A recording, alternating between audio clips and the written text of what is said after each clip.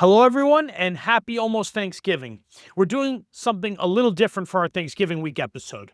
We decided to compile clips from a number of our CEO interviews where they give thanks to their investors.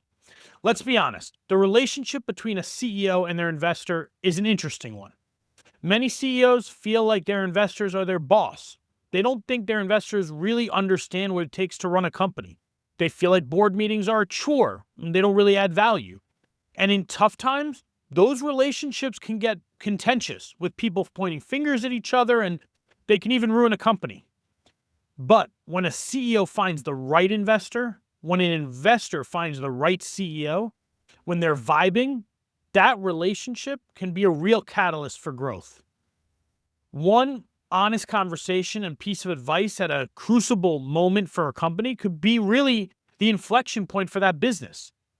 That one relationship could be the difference between life and death for the company, especially if you're in a cash crunch and you need a bridge to the next milestone.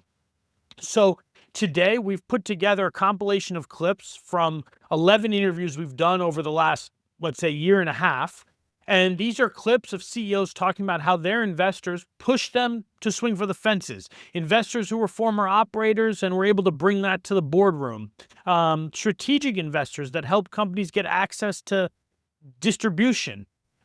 VCs that supported companies through pivots and much, much more. And I really do hope that you enjoy this episode. And also, just more broadly, if you have a couple minutes this week, I would say reach out to someone who has supported you along your journey and say thank you. So with that, enjoy the episode and happy Thanksgiving. Welcome to Not Another CEO podcast. I'm your host, David Politis. Every week, we talk to inspiring leaders and get the true stories, the ups and downs, the lessons learned, and come away with actionable advice for our own journeys.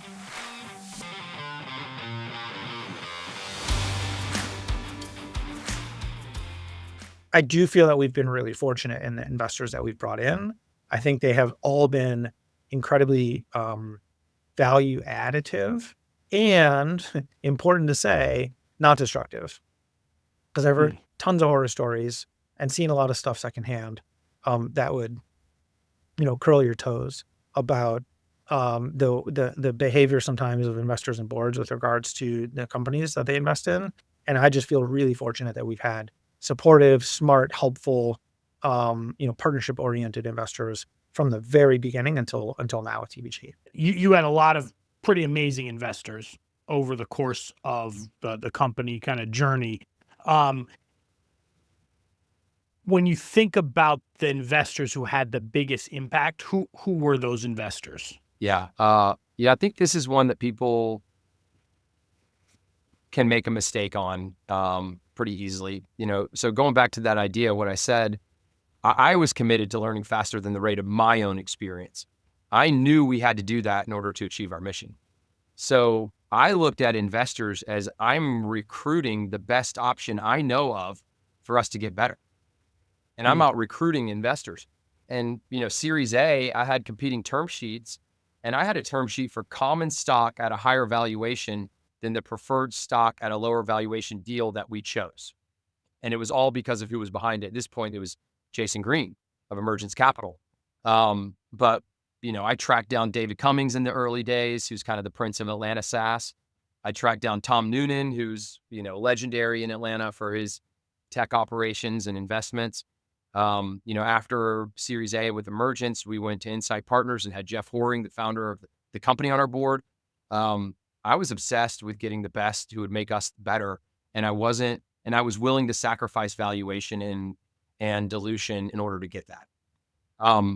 But I'll tell you I used to tell people, I'm like, dude, I have the greatest board. They'd ask me like, what's it like with these guys? And I'd always say, and you might even ask me this question too. You might be the one who said this. You're like, well, what's it like working with these guys? And I'm like, dude, they're amazing. They never tell me what to do. They're always supportive. And then the question comes back, well, did you ever miss the number? And I'm like, no. I'm like, okay. So I don't have that experience with my board. So I can't speak to that. But I will say that when times were the toughest in those board meetings, they were the most supportive And then when times were the best, they were the most challenging. Do you think that those are firms that are literally some of the best venture firms in the world. Did they add the same value? You know what I'm saying? Like, did those firms, their scale, their teams, like, did they add the same value, or was there nuance to kind of the different firms and the value that they every added? one of them offered different value, except one value that they all provided. And I'm not sure they even really knew they were doing this. Every board meeting, I would leave the board meeting believing this company can be bigger and better than I thought going in. And that was the biggest thing that they gave me. I mean, it's so super intangible, right? But then, like Jason Green was incredible at screening executives for us and really finding out the areas for improvement of those executives, which, by the way, kind of back to hiring executives, I wouldn't hire an executive unless we had mutually agreed upon their opportunities for improvement. Does that make sense? Yeah. Mutually agree that these are your areas for development. And then they had to give me the thumbs up that they would let me challenge, coach them, and push them to get better in those areas and hold them accountable. So Jason was awesome at that.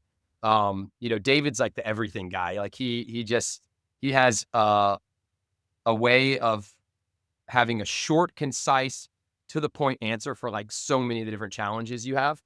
So I call him he's like the ultimate tool belt, of every challenge and problem. And then Jeff Horing of Insight was really good at raising capital, strategic decisions. Yeah. So they all added tons of value, but they also were really just good all the way around. How did you choose those investors? Like, what was your priority when you were looking for them? Well, I'd say in the what I was looking for changed kind of like as the company matured too. First of all, fundraising is the hardest thing of any, that's job number one of an entrepreneur, right? Your money is your oxygen. There's no guarantee there'll ever be another dollar coming in the door. Do it really wisely and be very, very blessed to be able to do it successfully. All that being said, though, we were fortunate that we had 2 exits or previously in the prior 3 years, one to Yahoo, one to Google. So you kind of had a lot of credibility when you're talking to investors, and you had a lot of investors who are willing to meet with you and showed interest. The reason we chose Google Ventures was it was a brand new venture fund. I knew the guys who had started it, Rich Miner, Wesley Chan, Bill Maris, David Crane.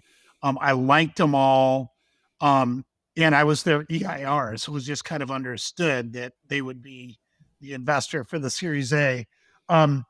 But the other thing on top of that, though, they had a really great process of helping you work through your ideas. Like they had designers and UX folks and people who would prototype things for you before you even had that capability on your own team, which I thought was just genius. When we did our Series B and kind of like had built our first product, which was Uber Conference, and when TechCrunch Disrupt with that product, there was a lot of interest. And then we were going, okay, well, let's go talk to like the real of the Silicon Valley and all the tier 1 names you could imagine. And I walked into the meeting at Andreessen Horowitz, and you're meeting with Mark Andreessen, who at the time was on the board of Skype, if I recall, or had just left the board of Skype. So he understood the space. And you're like, okay, this guy's brilliant. Like, I'm not meeting with the underlings. I'm meeting with the guy whose name's on the door. Oh, and by the way, who invented the browser that made the internet work or useful. And then, but we were talking to some other tier 1 folks who were obviously similarly very impressive. I get a call from within the next day, I got a call from our kind of like liaison at Andreessen Horowitz, was this guy, Blake Krikorian. He was founder of Sling. And he was kind of like a special limited partner there, and he worked with other funds too. And he had been in the meeting at A16Z, and he's like, hey, it's Thursday night. They'd love to meet with you. And I was at some telecom conference down in Pebble Beach. And I'm like, look, I just got down to freaking Pebble Beach. Like, we're teeing off at 10 in the morning. We have a dinner tonight until 10 at night. He's like, the partners will meet you at 7 a.m. in the office at Menlo Park tomorrow. You're out at 8. You can make your 10 o'clock tea time.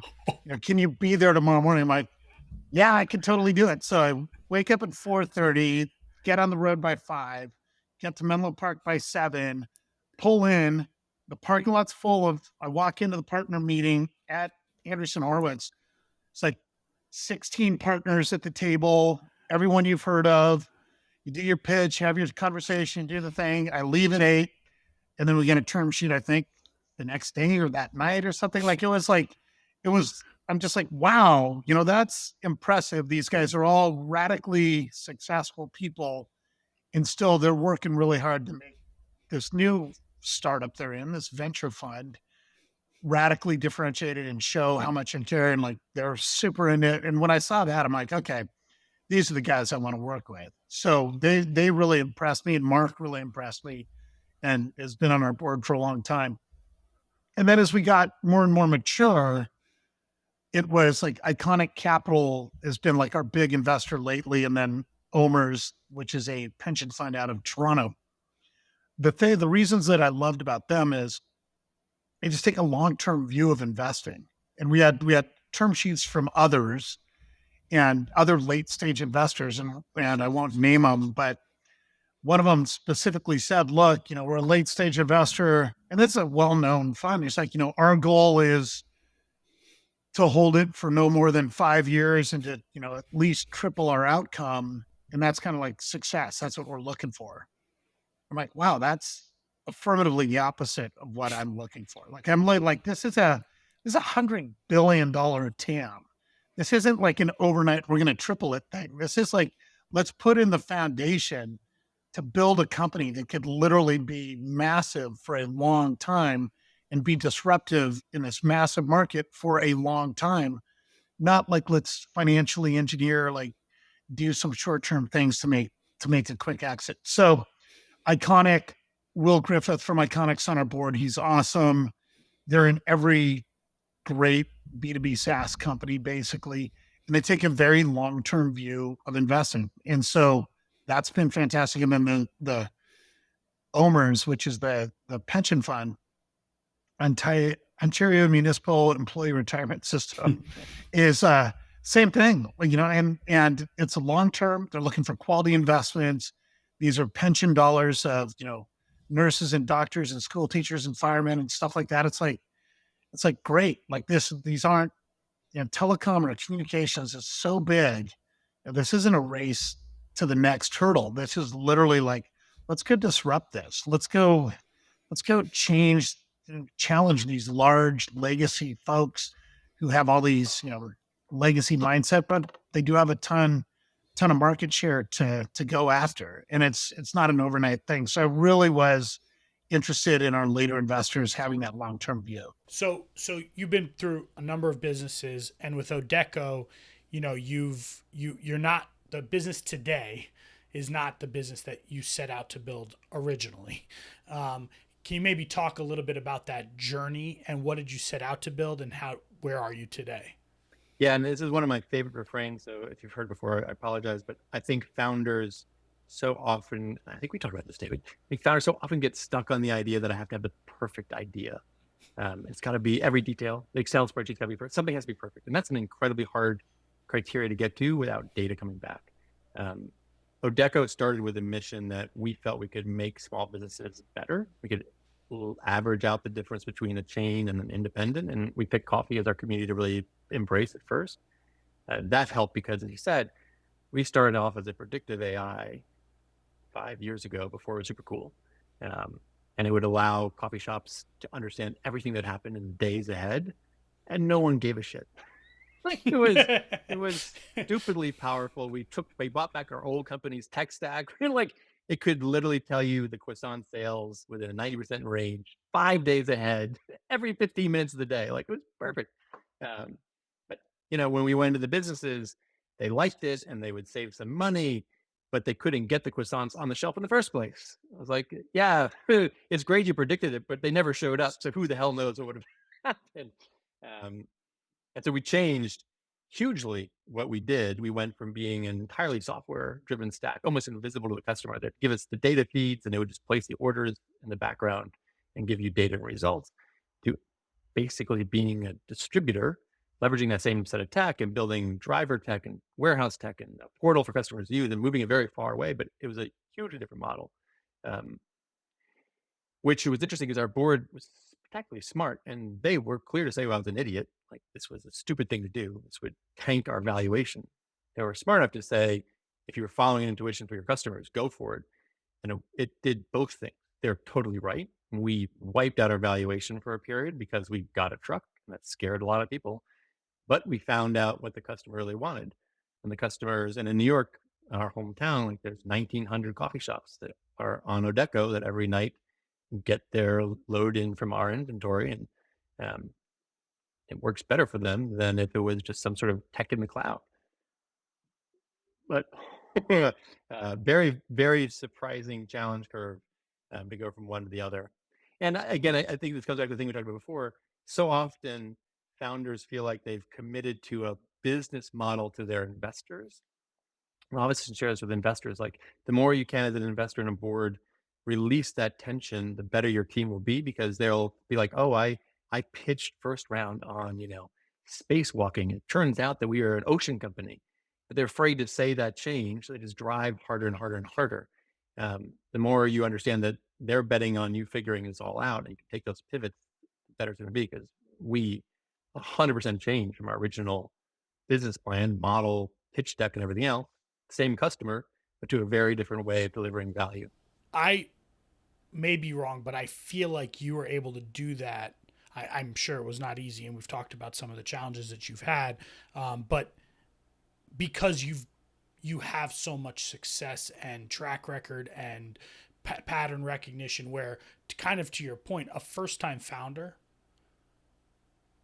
probably just runs their head against the wall until they run out of money in that situation, because you do feel like you're working for the investors. I can speak from my own experience, like you do at some level, you say, oh, I just took tens of millions, hundreds of millions of dollars. Like I'm doing, to your point, what I told them I was going to go do. And if it's not working, I got to find a way to make that business work versus I can take it this other direct. Like, do you agree with, do you think it's because of that? Or do you think you would have done this earlier in your career as well? No, it's 100% because, I've gone to a point where people think my gray hair means I'm smart, and I've lost a ton of money and made a ton of money. So I get more rope, and that is unfair. I'm trying to share this in part because I wish I heard this when I was a younger founder. There are certainly companies, I wish your podcast was there, that I was bleeding my head against the wall, trying to do skunk works to the thing I thought would work, like, and then pivot the narrative to skunk works. And it took a long while to realize that in the boardroom, when you sit around, I'm the biggest shareholder. I'm working for myself. These are people who joined in the mission. We're all facing this thing together. If our baby doesn't go to college or graduate, we're screwed, right? So one parent hiding the fact that our kid's doing drugs at night isn't going to work. And I think that the positioning of like boards is just horrible, because you end up having this, I've made a deck. Oh, here, high Lord, I will send you the deck 6 days before our meeting, and it'll have everything you want. And then I'll sit and answer your questions. It's totally positionally, even just socially, like I am in service of you, when it functionally actually isn't from a structure standpoint. So like when I advise folks, I tried to help them rebalance that board to have them do work products so that you always come to the meeting. They've done research, you've had research, have a way of collaborating on universal dashboards. You're not making presentations. So in other words, instead of us facing each other, we're both facing together at our child and being like, hey, David, something's really wrong. We thought this was going to work, but let's talk about it, versus, hey, David, something's wrong, right? Like you just have to get into the mindset that you're together on this. You're parenting this thing collaboratively. It's not your responsibility for its success. Your responsibility is to create the environment for it, right? Sounds awesome, bloody hard to do, especially with crappy VCs who just want to show off their ego and get bigger and bigger and bigger in the meeting. And like, it's I go know everything. And I just met with one of my companies. We had a board member who was on Facebook's board, and all he would be is like, oh, when I was hanging out with Zuck last week, he said blue is the right color. And then the entire company for like 6 months want to be going blue. We're like, oh my God, blue's it. You can only see blue. Everything's going to be blue. We're like, no, He was just trying to look cool. He was just trying to show off how great his network is and how smart he is. Smart guy and nice guy, but I don't even think he meant to do that to us. It was just, there's so much authority given by that movement of capital and that experience that it's very hard for a team, and even the teams underneath it, to not get swayed by the smallest thing. Rob Have's one of our investors. He was on the board of Uber and Square, first investor in all these great companies. Amazing guy. And he would often you could see him literally hold it. He had the answer. But he would tell me things like, hey, Dane, I've just seen this pattern. It may not be for you at all, but I've seen this pattern that when companies do stupid things, bad shit happens. It would be a relative thing, but somehow just that small phrasing, I was like, oh, it's not me. It's a pattern. You're right. Yeah, I'm yeah. totally wrong. So these people have been around the block a lot. They get a way of delivering that without adding that ego dose in. That makes it really hard to interpret. But as a founder, it's also something you got to manage. You've got to find where you want to get to and take the pain of not necessarily delivering what you think are the promise of everybody and working with everybody around you to get to that outcome. Bloody hard to do. That imposter syndrome shit is no joke. You raised money from a number of investors. As you think about that, was there something that where was the value that your investors brought, if any, to the business? Yes, I think different stages, so we raised, a, kind of traditional path of did a pre-seed, seed, Series A, Series B, and then we got acquired right before our Series C. And we're like halfway, we were like out raising our Series C. I think investors, there was plenty, there was insanely good investors, people like our seed investor, which is Madrona, Tim Porter. I can call him out directly, was with us the entire time and always trying to be, I always say his best quality is he knows what he knows and he knows what he doesn't know. And he kind of stays out of what he doesn't know, and just tries to be helpful in that case. And was just completely supportive throughout the entire, history of the company. In other cases, we had investors that came in and gave us great leads, right? And because they had a CIO summit and they were really well connected. And, if you have to learn what the quality of each investor is and what they bring to the table. And in some cases, you just have to understand that all an investor does is bring cash. And cash is green and they're irrelevant and it's okay. Right? Just don't, again, that goes back to the social contract of expectation management. If I bring in this investor and I think they're going to bring all this value and they don't, our social contract has been broken, right? But if I think all you're doing is bringing cash to the table, which is fine, I need cash, Right. and that's all I expect, then, no harm, no foul. And so I just really think it's just I think it's really important, very, very important to pick your board members well. And I think your board members, a good board member, there's essentially 3 categories of board members in my mind. There's the great, right? Which increase the value of the company, really coach the CEO and really help out. And sadly, I think that's 1% of board members, maybe a little bit more, right? And they're insanely rare. I hope that one day I can become that board member. I'm in a bunch of boards. I hope one day I can become that board member. I really do. I think the biggest category is the hey, they're sort of helpful, but kind of no harm. No harm is done. Help you think through things, help you do that, and they're and they're there. And then there's a category of board members which are actively detrimental to your company. And probably every CEO who's been around long enough has had at least the bottom 2 categories, the no op and the and the bad. The great is a lot, they're a lot less common. You just got to avoid that bottom, because they can be so disruptive to the company, they can be so problematic, they can be so dysfunctional to a board, and it really matters to cross references and be understand what you're getting into, right? Because it's the one position you can't really remove, or it's very, very difficult to remove. For me, at early stage, it's much more important to have alignment on the thesis and the people you're going to work with really, really closely. rather like on the brand of the VC. Like I think we have amazing brands, uh, but still, like someone can say, I don't know, like maybe Sequoia could have been better, like brand wise. Just an example. So so in my opinion, like the partner and like the match, not Who did only you end like up working with? Who did you by end the way, up not only working the thesis of the VC, but the specific Yes, the specific yes. partner. It could change, but still, like you want to start. So our Series A is a Square Peg, for example. They're the first investor into Canva. Just an example. They have amazing companies in that are really ambitious. I love it. Like AI doc, like one of the leaders in healthcare. They have, for example, Odeko and Tomorrow that are digging in under the earth and satellites in the sky and doing Wow. like different so like really ambitious like VC and we're aiming for something really big. We didn't talk about Qodo too much, but I can double click on that later. And then we have Susa Ventures. They're, for example, one of the first checks in Robinhood, and some other like amazing companies. And they're very, very, very, visionary and founder first, and also very well connected in the valley. And I wanted that foot as well. They're very like doing hard work to understanding the market and who you are and who the company is. And I felt that that's very important when you're talking about Series A and seed. So that I really connected to how they think. So that these are our two investors. About us a bit to explain why it was so important for me to find visionary investors.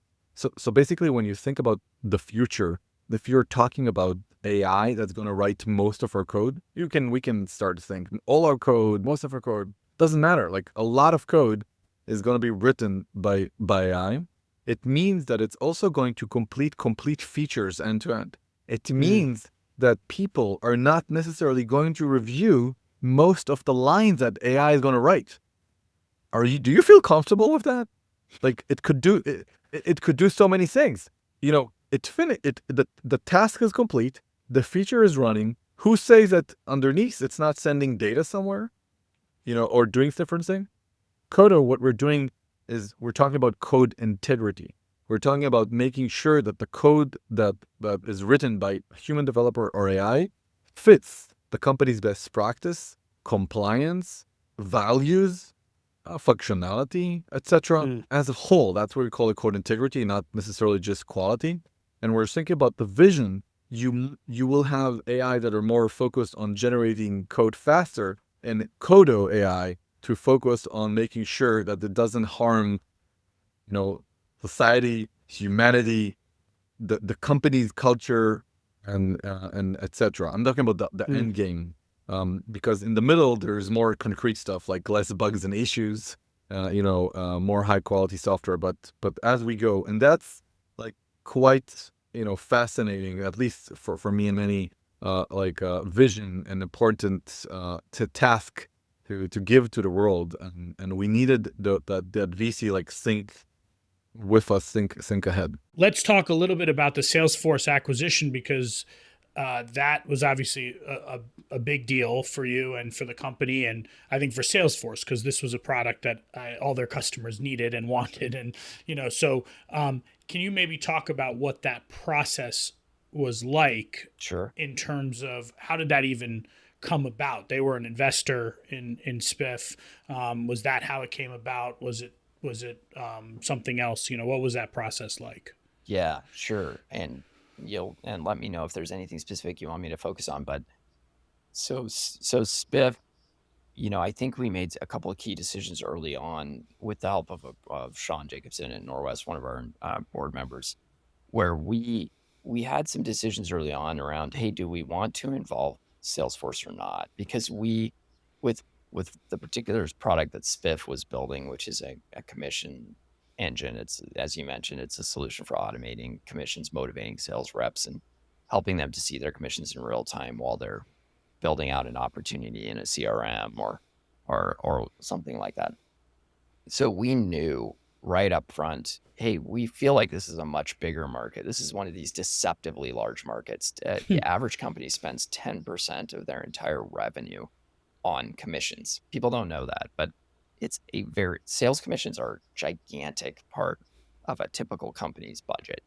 And so we felt like this had an IPO path. We really did. Like and I don't think we would have raised money from Lightspeed and Norwest and very, very large funds if they didn't believe that we had an IPO path. So I think all of us around the table felt like there was a realistic IPO path here. But we also knew that however likely that was or wasn't, probably an even substantially larger likelihood of an outcome for an exit for Spiff was to sell to someone like a CRM vendor. And when you start to look at the potential acquirers at scale for a commission software platform, I mean, Salesforce is at the top of that list in every possible way. There's probably a couple of others. There's a possibility that Microsoft could get in the, could want to do it. There's a possibility that Oracle already kind of has a solution. There's a possibility for, say, a Workday or something like this. But like most CEOs, I had kind of mapped out our acquisition space, and Salesforce was by far the best and most likely acquirer. So when you have an acquisition space that's heavily slanted in the direction of one player, some alarm bells should go off in your mind, because you don't want to cozy up to them too quickly because they can end up really limiting your exit outcomes, and because they can basically, if they're the main buyer and you let them as an investor and they have information rights and other things, that can really, as that can really stifle the desire for other vendors to look at you as an acquisition target. So early on, we had this really interesting dilemma where we're like, hey, do we want to approach them or not? And I think we came down pretty categorically on the side of yes, we want to, and we want to do it early, but we want to do it on our terms. And so we made sure that we raised money from them in very, very competitive rounds, where we made it clear to them that some of their competitors were also interested in investing in Spiff, which was true. And we welcomed them into rounds where we had, I remember for the Series A, I want to say that we had 6 or 7 very viable term sheets. And so Salesforce wanted to put more money into that round. They wanted to put like a factor of 2 or 3 times more money into the round than we let them put into the round. And so we felt like we were in the driver's seat, at least early on. Now, we were so lucky because that relationship ended up being the gift that kept on giving. And when SaaS markets kind of went sideways, they ended up leading our Series C. And they had already reached out to us before that time and had expressed an interest in us as an acquisition target. Yeah. So we knew quite early on. I mean, I would say 3.5 years into Spiff's journey, we knew that Salesforce was pretty interested in a potential acquisition scenario with Spiff. So that's kind of how it came about. Now, I'll say one other thing. You might think, oh, well, the ventures team or the corp dev team of a company is where you get most of your traction for acquisition. I've, at least in this particular instance, and actually in almost every instance that I've seen where I've sold a company, it's actually someone in the product org or in the business itself that is the true driver of the acquisition. And that was true as well for Salesforce. How did you think about who you were bringing on as an investor? Like, did they have to be on board with were they also mission driven to fit into all of this? Was it more, someone told me the other day on an episode, the money was green, how did you think about that? Yeah. All money is definitely green, but I don't think that I think who you raise money from in the end matters a lot. We got exceptionally lucky, going back to this, original conversation around people and who's around your business that has an impact in the beginning. We had a very small group of investors, and they were extraordinary. The same investors that were a part of our Series A, basically were a part of our Series B and our Series C. We had a very, very small group of people around Dia, and I think that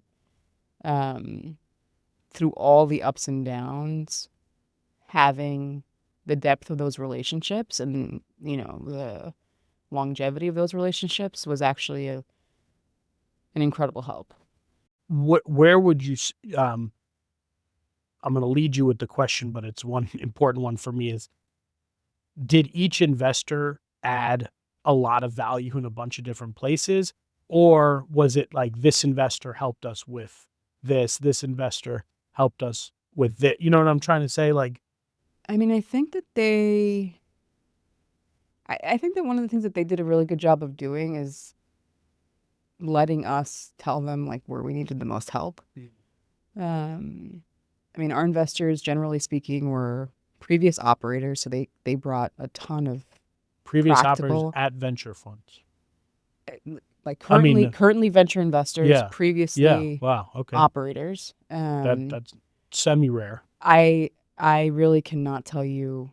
I think we had people who were exceptions to this rule for sure, but I think that the idea of deploying massive amounts of capital without ever having run a business yourself is a little risky to me, to put it lightly.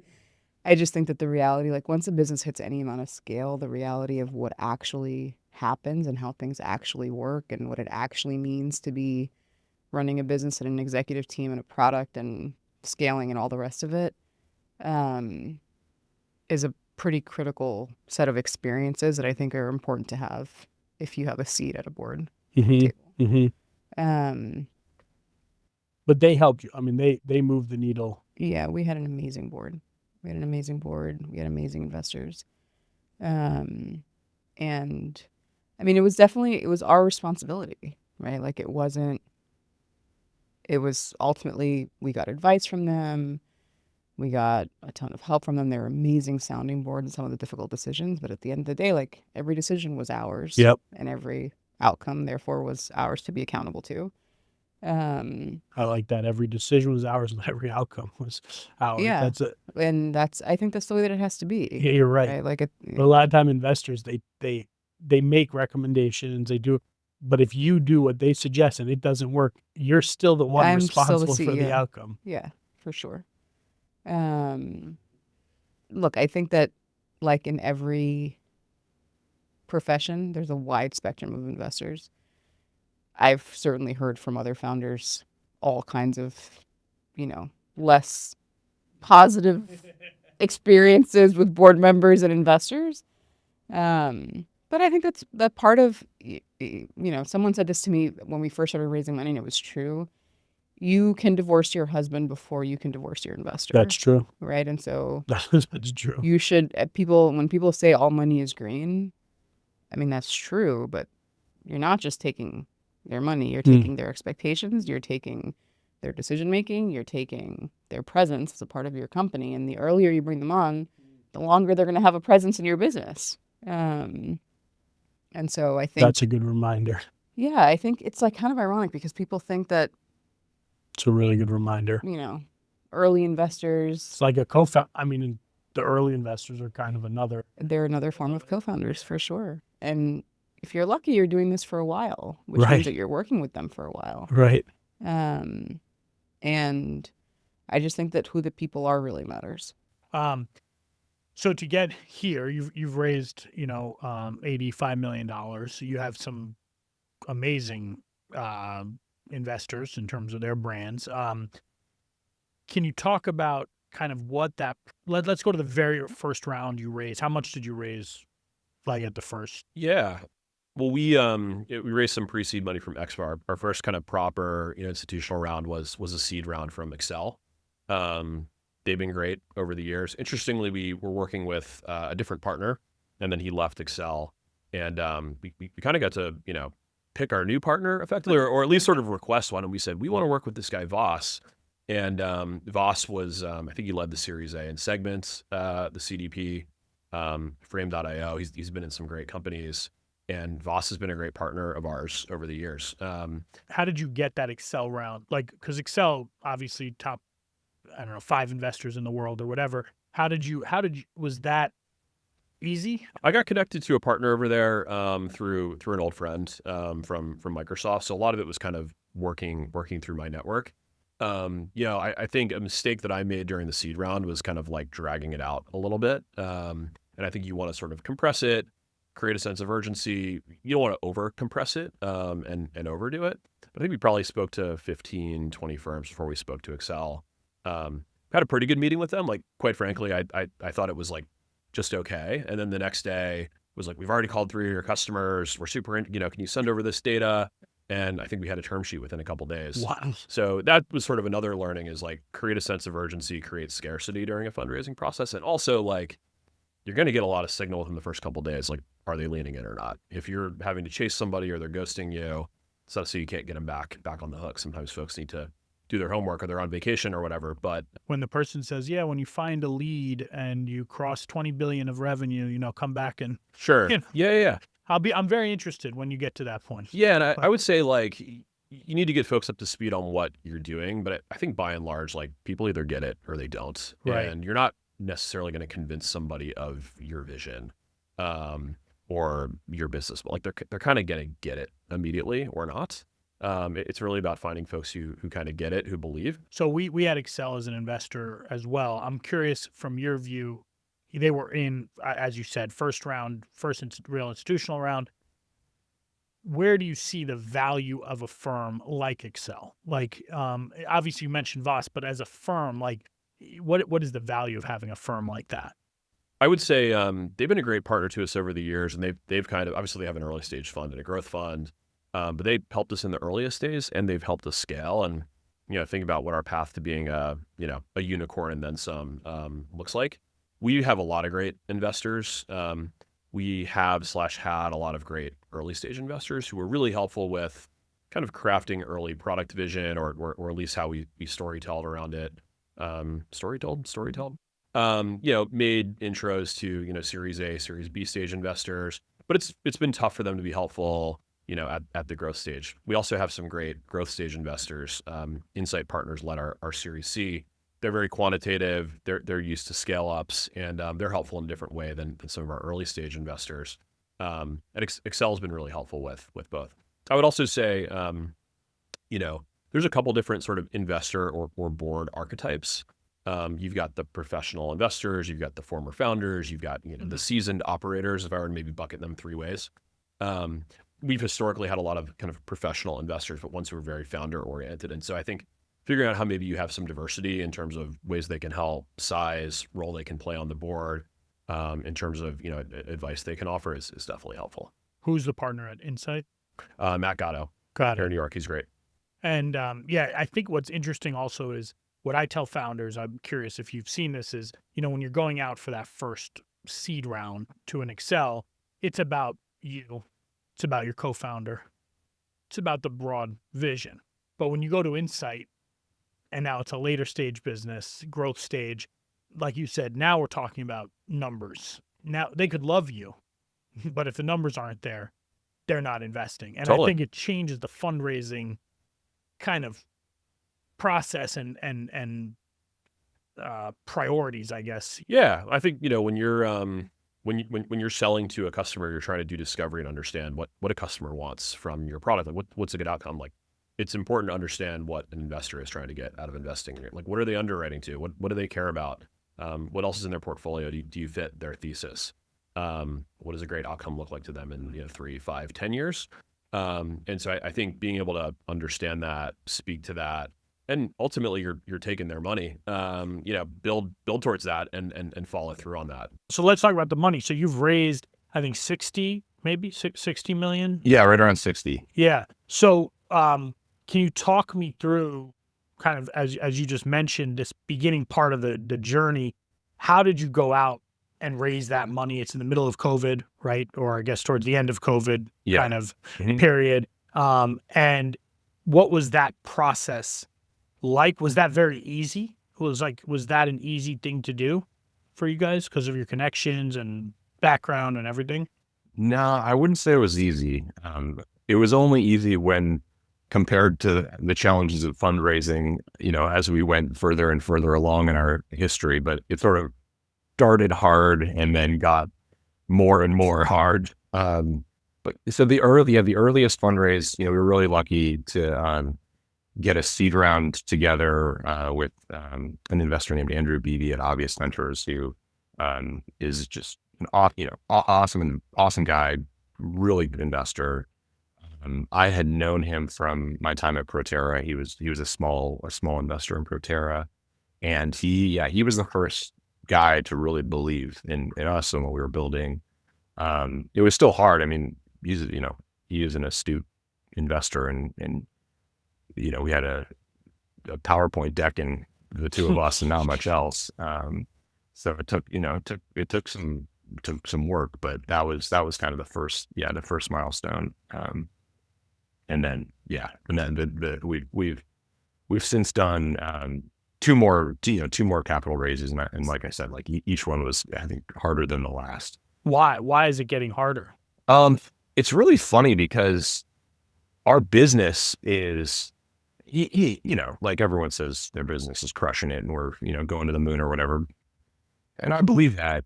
But I think objectively, every round we did, we were, we did and are continuing to make an incredible amount of progress. So it's like, you'd think it should get easier, because it was two guys in a PowerPoint deck. And then the next round was, a real team, a good team, and, some real technology. And then the next round was like a product and a really awesome team and a ton of commercial traction. And,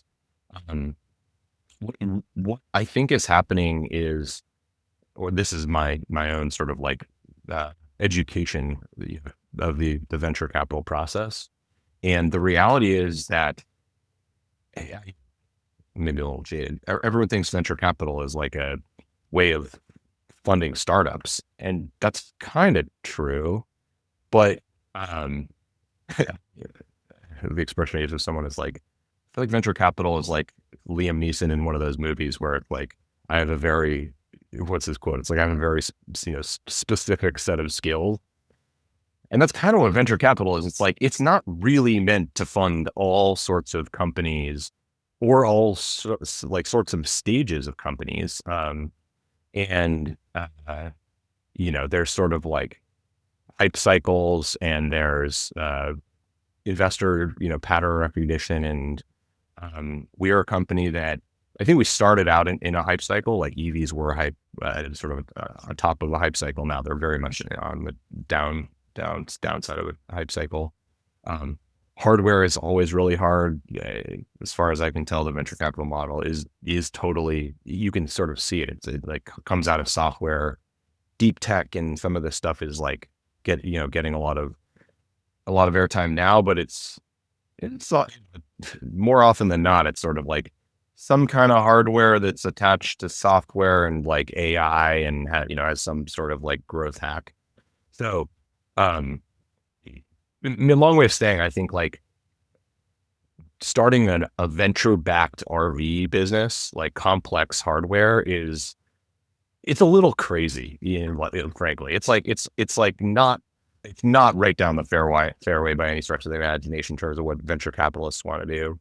And then the later you get, my misconception was, even though we were making so much progress, like you just look at how the return math works for venture, like they want to do early, and sort of like the further you go and the harder it is for them to make a return, the fewer you have, the fewer investors you have who want to sort of participate in that round.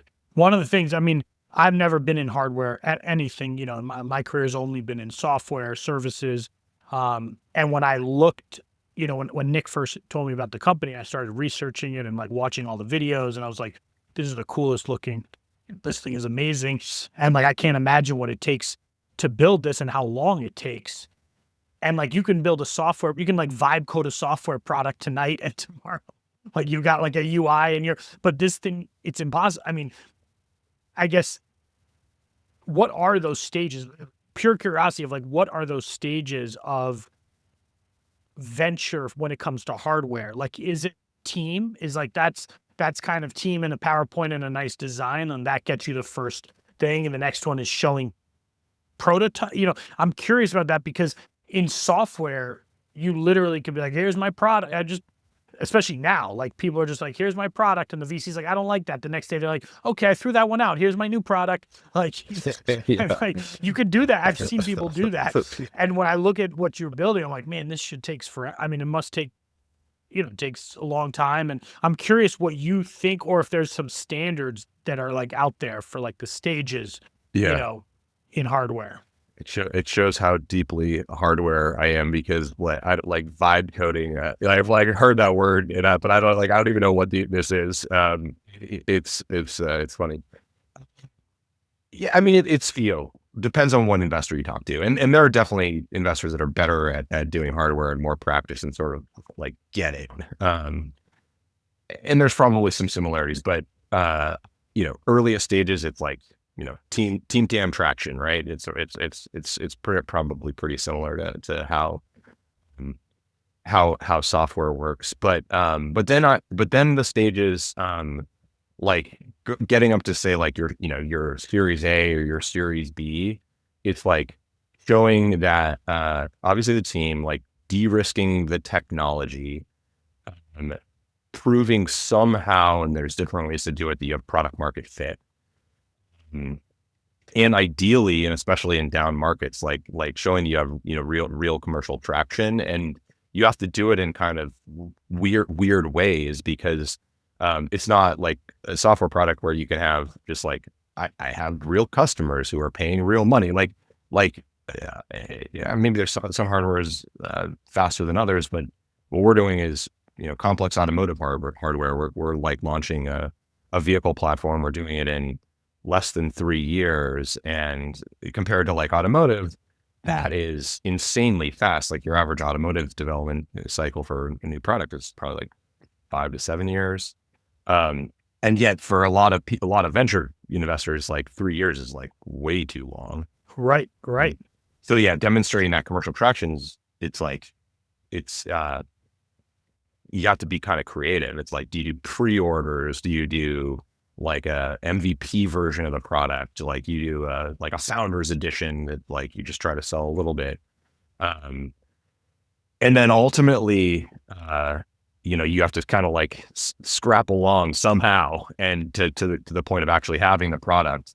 And then investors want to see, like, just like what any, later stage investor wants to see, like, show me the money, like let's see the sales. We want to understand that you're on a path to profitability. For where Lightship is now, that we're very much in that stage of like, okay, cool guys, you've raised $60 million, like get the product in the market. Customers need to like it. We want to see like real sales, and we want to see you making money, and that's like it makes sense, and I'd say it's really reinforced by all the EV companies that have kind of gone before us.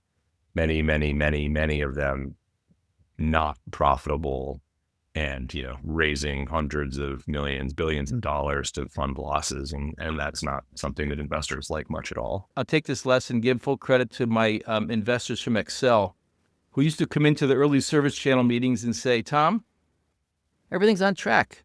It's really nice. It's extremely boring. You're running all running plays. Maybe you forgot we're venture capitalists. We'd like to see a couple passing plays in here once in a while. Run a trick play, run a flea flicker. It's not always the most logical, risk-free conclusion that you should execute on. Take a shot, do some things. We don't want to win the game 5-3. We want to win the game 41-0, right?